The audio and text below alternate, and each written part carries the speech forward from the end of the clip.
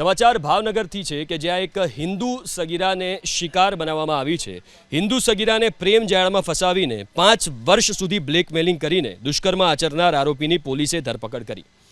પરીક્ષા સેન્ટર પર અતિક પરમાર નામના આરોપીને સગીરા સાથે મિત્રતા થઈ હતી, જે બાદ વર્ષ 2020માં આરોપી અતિક અને સગીરા સોશિયલ મીડિયાના માધ્યમથી એકબીજાના સંપર્કમાં આવ્યા હતા।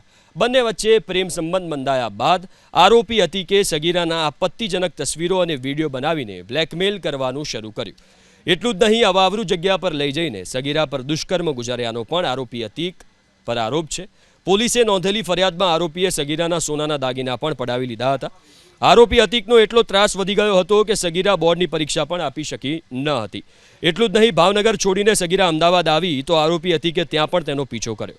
ત્રાસથી કંટાળીને સગીરાએ વર્ષ 2024માં આત્મહત્યા કરવાનો પ્રયાસ પણ કર્યો।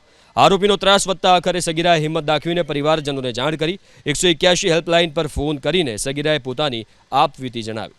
સગીરાએ ફરિયાદ નોંધાવતા આખરે બોર તળાવ પોલીસે આરોપી અતિક પરમારની ધરપકડ કરી।